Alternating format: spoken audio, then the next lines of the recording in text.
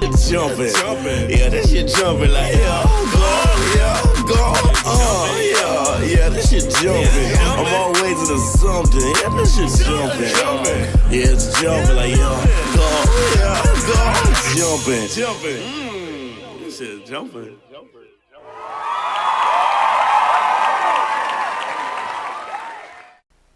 Welcome, ladies and gentlemen.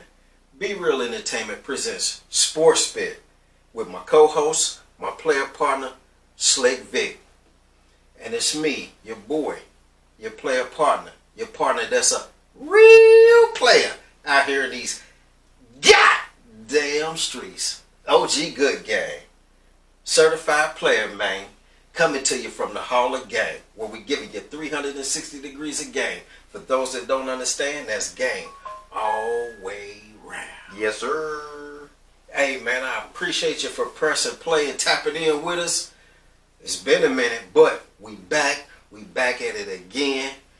This is when the season is really heating up, the NBA season. So when the NBA season is heating up and it's getting hot and everybody is jockeying and playing for position.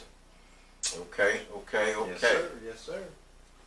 But like I said, man, I really appreciate y'all for pressing play and tapping in with us and, keeping us going. Okay, so this podcast is going to be, it's going to be in the West with your boys, the San Antonio Spurs. Go Spurs, go! And the question is, can the Spurs overtake the Thunder and make it to the NBA Finals? Are they mature enough? Do they have enough firepower on coming off the bench to overtake the Thunder in a 7-game series? And do they just got the, I ain't gonna say the mental fortitude, but the veteran leadership? The veteran leadership, yeah, to get them through there. Now, I don't really know them got one veteran, and that's Fox. But Fox ain't never really been deep into the playoffs. No. He just skimmed the surface of it like a rock. You know how you throw a rock and it just, yeah, he ain't went down in there. Yeah, he's no stranger to clutch shots. He's been the NBA Clutch Player of the Year, I believe, 2 times. But what'd they get you? Nothing. Well, he didn't have a Wemby one behind him either. Back in them days when he was playing for SAC. Yeah, that's a bonus. And he'll tell you it ain't the same. Yeah, nah, it ain't. It is not the same. It ain't. You have a Confederate back there or an alien? Give me the alien. Yeah. Give me the alien. Confederate. Okay. I just think he looked like if you just put him in that Civil War garb, he gonna fit right in. Like I think them blue eyes and he just got the look, man. He just got the look. I feel you. I feel you. But yeah, man, it's can they? I mean, they've been playing out of this world, man. They've been playing. I feel like they're 2 years ahead of schedule to where they're supposed to be at right now. But they there and they playing like it, and they playing very, very well. And if I ain't mistaken, I think they beat them like 3 out of the 4 times that they done played them already. Yeah, they played 5 times. 5 times. They beat them 4 times. And they beat them 4 times. Yeah. So that's that right there. If that was a series, that'd have been a 5-game series. I mean, and they'd have been out of there. Yeah. I'm talking about the Thunder. The Thunder would have been out of there. There's a couple caveats with that, though. I mean, but the season and the postseason is 2 different seasons. It's 2 different animals. I say that every year. The postseason is more slower pace game, half court. If you can keep it that way, if your defense and the Thunder got that defense to make it to where it's going to be a half court game. It ain't gonna be a up and down game. It ain't gonna be 124 or 115. It's gonna be like barely hitting 100. But does that play more into the Spurs' favor or more into OKC's favor? You think the Spurs want to run, or you think they'd rather play half court? I think the Spurs would rather run. I think they'd rather play half court with that big guy down there. And but the big guy he's a transitional player. He plays well. You know what I'm saying? Bringing the ball up or catching getting the ball at the top of the key. And one dribble dunking. Mm-hmm. But especially if the defense ain't set. He also starts runs with those blocks. Yeah, that's true. That's true. So that's up and down. Mm-hmm. Yeah, I mean, but that's not like usually when people talking about wanting to run, they're just trying to push the pace, and the teams won't allow you to do that because they get back. But peep this: if you get that block, that's what everybody's sprinting down, and it's football pass. And that's what I'm saying, and that's harder to stop. Up and down. That's harder to stop than just to inbound the ball, take it out the net, and try to go. Right. Right. Because the ball's already halfway down the court. Well, off a block. That's why I say the Spurs want to run. Yeah, but I don't really know if you can call that like a play style because it's not. It's just kind of like an opportunistic kind of thing because it's not going to be. Every trip you're gonna get a stop like that and be able to run down the court or get that rebound. If they controlling them boards. Yeah. Try to run off of rebounds and stuff like that. Yeah, somebody gonna be leaking. Mm-hmm. Down court. Yeah, I could see that, but I think that both teams would kind of want to selectively run. Because the OKC might want to push pace and stuff like that, but especially to try to wear Wembanyama down. Have him running up and down the court all day. He a greyhound. He ain't just wearing down. But he will. But if you keep him running by the last 2 minutes of the game when it's winning time, if you can gas him out then, that's when it's gonna count. I've seen him gassed. I've seen him gas before. Okay. And so, I think OKC would like to push pace, but I don't really know that'll happen. But if they do push pace, it'll force Wembanyama to run, to sprint when he probably rather conserve his energy. And unless he's starting to break and firing the ball down court. Right, but I'm saying, if they're pushing it, if when they get the ball and they're pushing the pace, he's gonna have to sprint down there to protect the rim. Yeah. And that even if they run down there and don't get a layup, just making him run, is half the battle. Just trying to wear him out over the course of the game. Okay.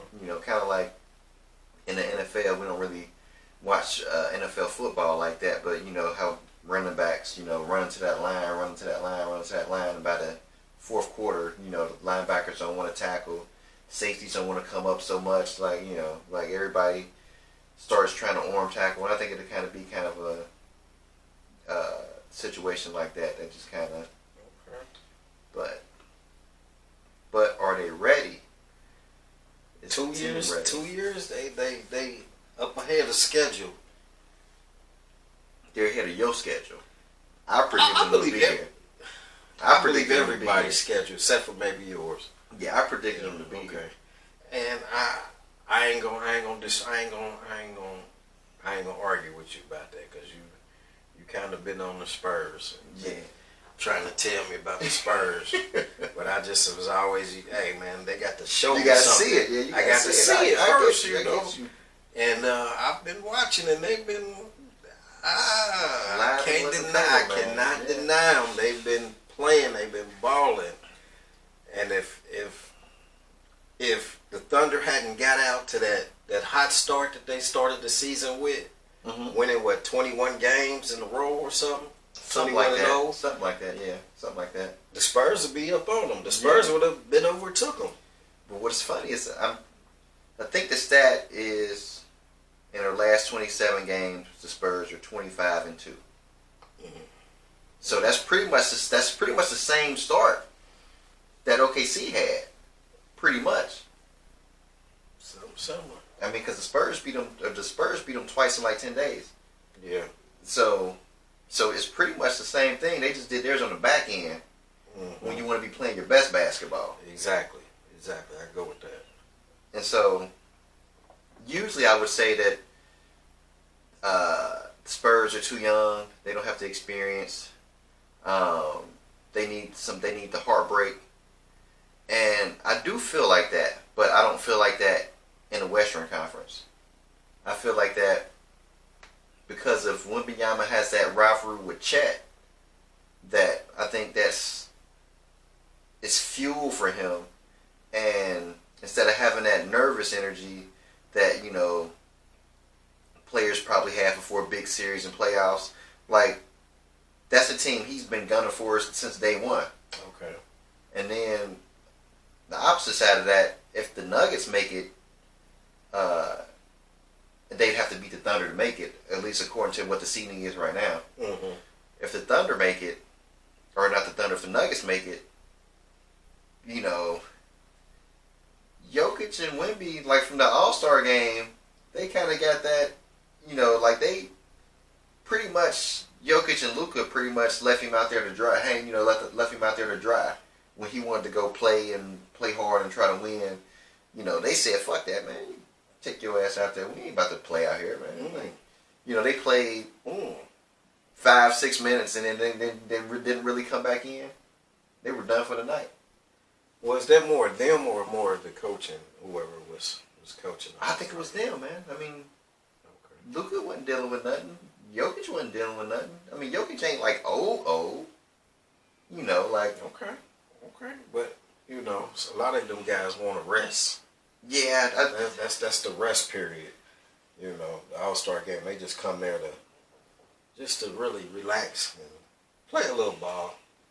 I think but not to really get down and have playoff. Yeah, I think it was some of that. Who the fuck you think you is trying to tell us we gonna play hard? Okay. But see, he a young boy. And, that's what the young guys do, man.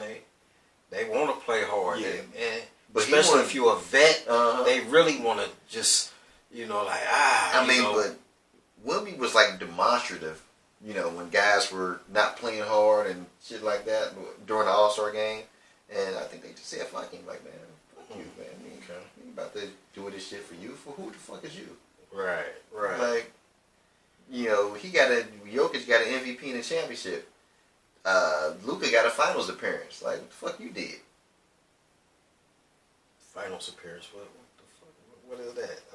I mean, let's not act like making the NBA finals isn't. Man, that's isn't nothing. Something. It's nothing. That's nothing. He's got as many finals appearances as Allen Iverson does. But we ain't talking about AI. I'm just We're not talking about AI. AI tell you he ain't do nothing because he didn't win. Now, had he had won, I mean, that's as many finals appearances as Charles Barkley. Luka ain't did nothing. Luka ain't did nothing. Not to say Luka ain't one of them players. Luka is one of them players. He's the 26th version of Larry Bird, reincarnated. You know what I'm saying? Luka is that guy. Actually, he better than Bird. Oof. I don't think. Yeah. Oh man. Luka, his individual play is better than Bird. Bird never had assists like that. Bird never had triple doubles. You know what I'm saying? Luka is. He's that guy. The only thing Bird probably had over him is Bird hustled more on defense. But other than that, Luka ain't no defensive player, period, at all. And nobody stretched the imagination. He basically a cone out there. You know what I'm saying? But he make up for it with other parts of his game. But back to the original scheduled question. Can the Spurs overtake the Thunder? Is the Thunder's bench, which is excellent, going to play a part in this equation? Can the Spurs bench equal them or better or best them? Spurs have a good bench too. Because I only know about Wemby and Castle, Stephon Castle and Fox. Dylan Harper's been balling too. Well, I did hear about Dylan Harper. Yeah. Is that Ron Harper's son? It is Ron Harper's son. Okay. It is Ron, and Dylan Harper will tell you he's better than his daddy was. I ain't better than now when Ron Harper was in Cleveland. Now when you say you might not remember Ron. That's what Ron was trying to say, but Dylan was like, "Nah, I'm better than Harper dude. Was in Cleveland. I'm better than dude." Nah, just hold it. Just But bring it down, some young fella. Bring it down. But Dylan is nice. He's nice. So was Ron before he started getting injuries. Yeah. I mean, he's a different kind of nice than like he's. Because they was comparing Ron Harper to Jordan. Yeah, I'd say he's more skilled than Ron, but Ron was a superior athlete. Just like he ain't got that up that his daddy got. Yeah, you know, Ron was a dog. But he got that. He got that fluidity, and he's got like a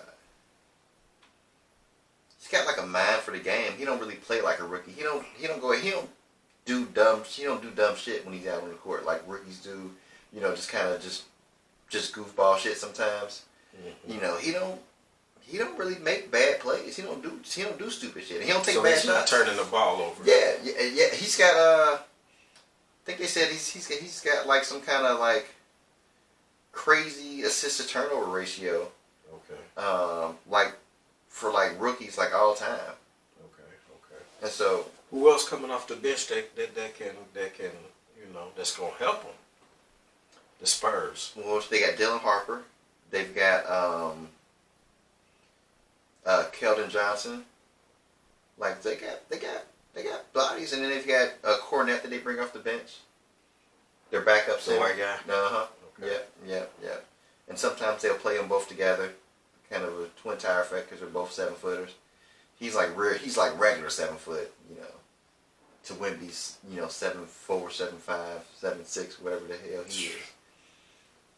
But I was looking at I was kind of deep delving into the numbers a little bit, and yes, the Spurs are 4-1 against the Thunder, but 3 of those games Wemby came off the bench, and in one of the 4 victories, Shea didn't play at all.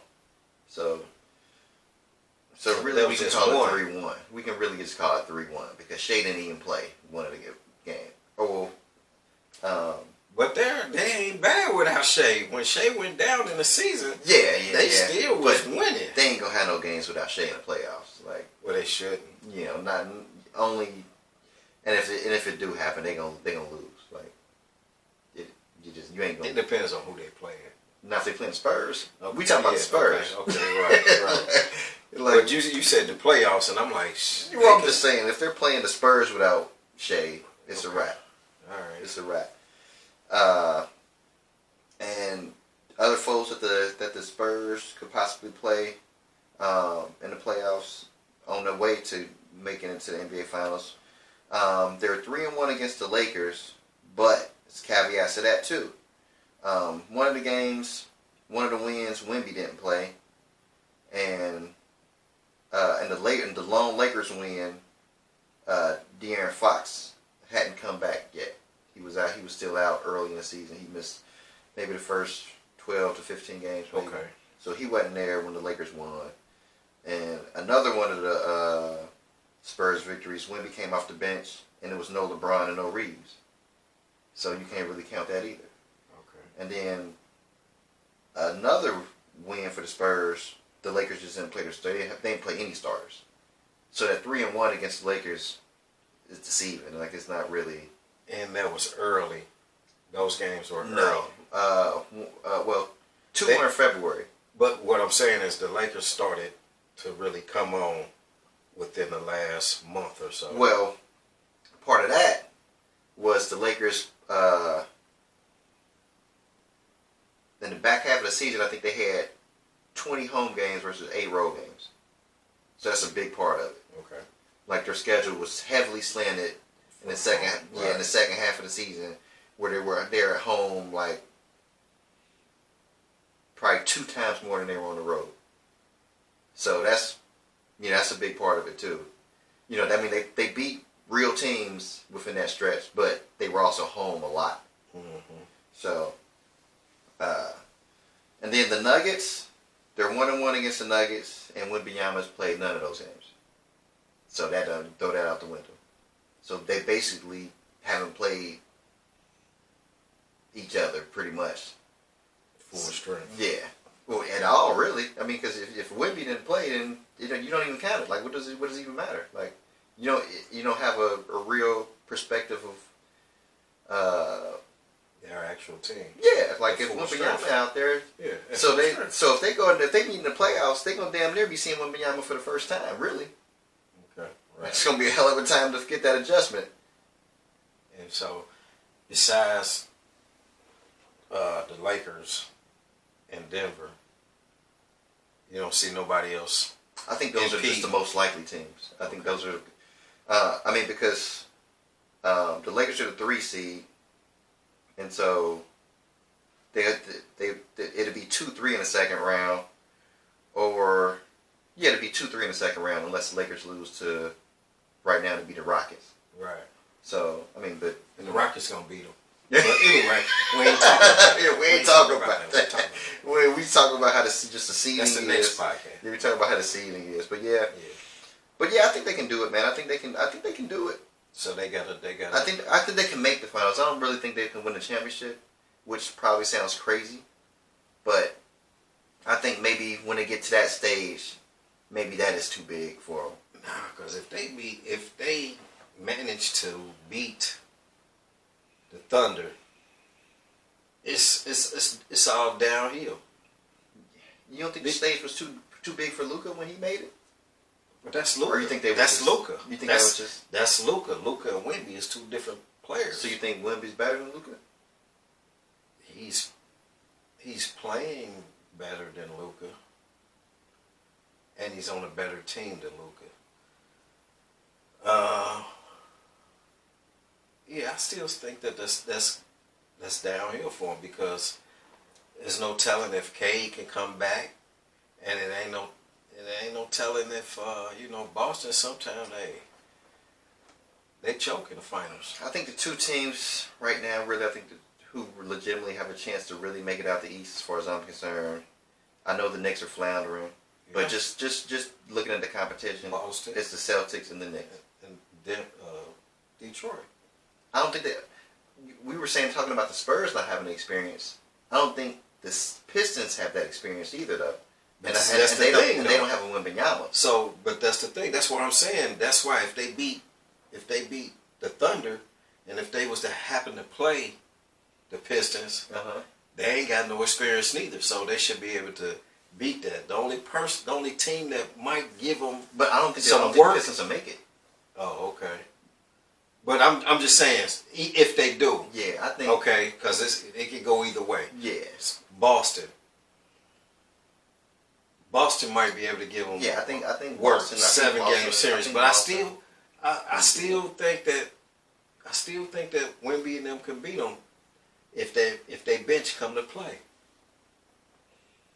I just think at that point you have a point where you got those that battle tested Boston team and just that fresh young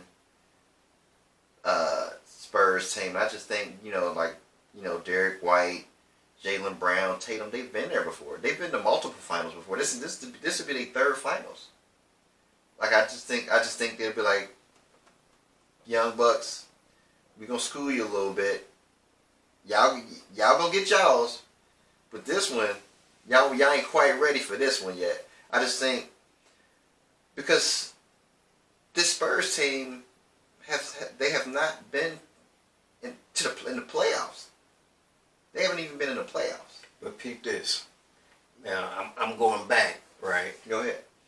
When Michael Jordan beat the Pistons, it was all downhill because all they had to do was to play the Lakers, battle tested with all those players that the Lakers had.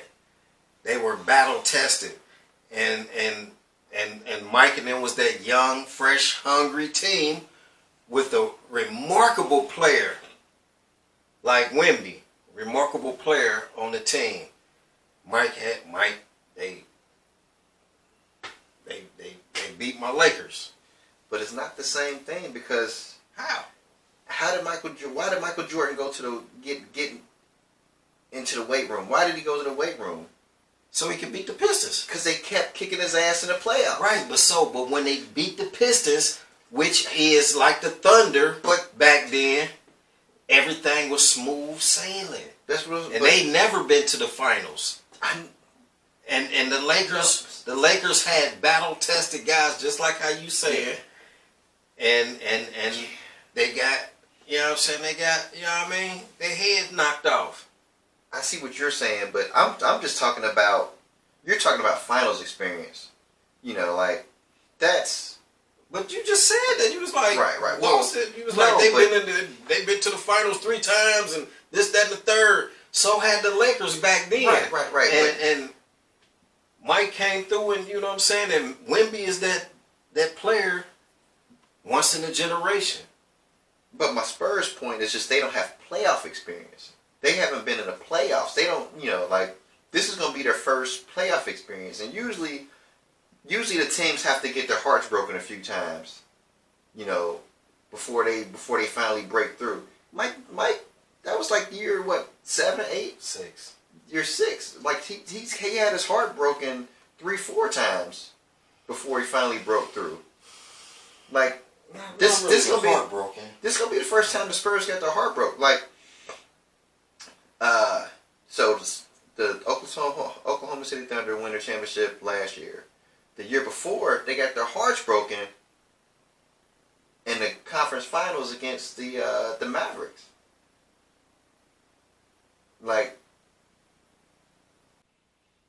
you just gotta learn. It's gotta be like a learning curve. It's usually a learning curve for teams to go from. It's usually some progression there to championship.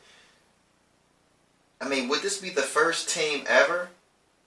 Would this be the first superstar ever to just no playoffs championship? Like, it'd have to be the first time ever. From no playoffs to championship? Unless you're talking about... I don't think you can count Magic Johnson.